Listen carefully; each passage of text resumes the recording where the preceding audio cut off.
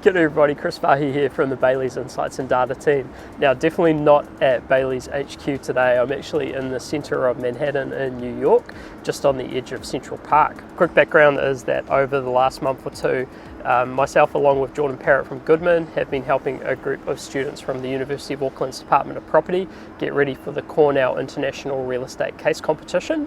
Now, Bayleys has helped out with some sponsorship, so I figured I'd also use it as an excuse to shoot over myself as well. With that said, big shout out to our student team, so that's Daisy, Joe, Charmaine, Samantha, Lily and Kayla as they get ready for the competition, which is actually going down tomorrow.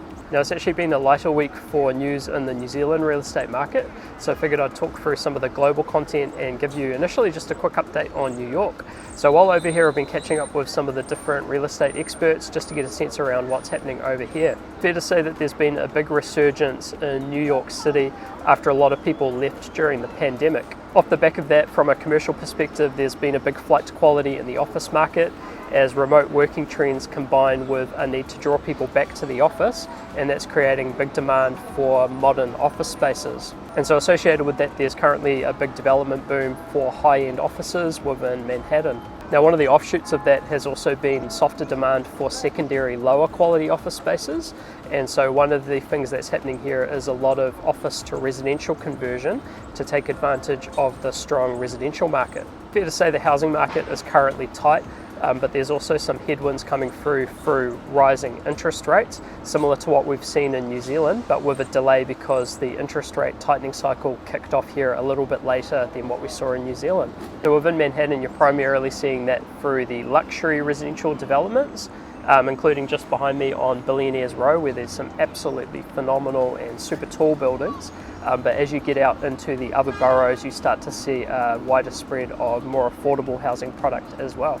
Kicking into some of the other news, over the past week we had Knight Frank release their latest Prime Global Cities Index for Q3 2022. So this compares house price growth for the top end of the market across 45 different global cities. Now, the latest results show average price growth of 7.5% over the past 12 months, which is actually down on the 10% growth which was found in the Q2 results. Within these results, Auckland ranked about midway at 21 out of 45 cities, and Wellington was actually ranked right down the bottom at 45 of 45. In terms of the outlook for the market, the biggest headwind at the moment is rising interest rates, which is starting to be seen all across the world.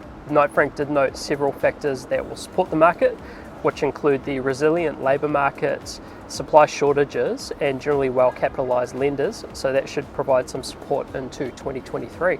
Next up, Knight Frank also released their latest United Kingdom investment guide for 2022.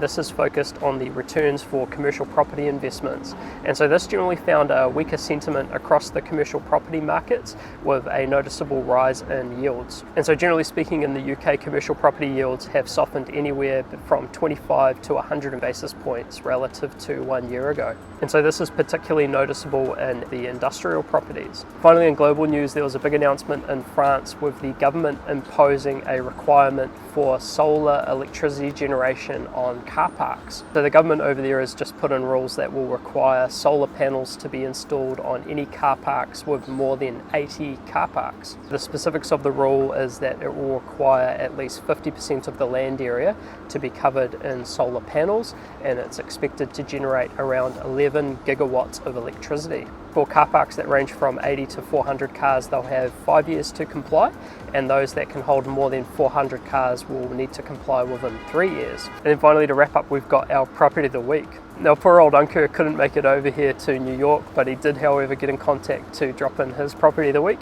And so he's got 65 to 71 Federal Street in central Auckland. This is a prime CBD development site located near the City Rail Link, Sky City and the New Zealand International Convention Centre. It's got approvals in place for a 55-level residential tower with ground floor retail. It's got current holding income of more than $1 million per annum until 2029.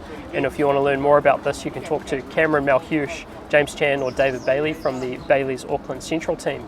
And then finally for me, I've got probably the complete opposite of New York. So I've got Waipaoa Station on Armstrong Road in Whatatutu. And so this is one of New Zealand's most distinguished stations and one of the most exemplary sheep and beef properties comprises 3,733 hectares. It's located around 40 kilometres from Gisborne. It's an absolutely amazing property, and if you want to learn more about this, you can contact Simon Bosefield or Stephen Thompson from Bayleys Gisborne. With that said, we'll wrap up this special New York edition here. So thanks very much, and we'll see you next time. See you, bye.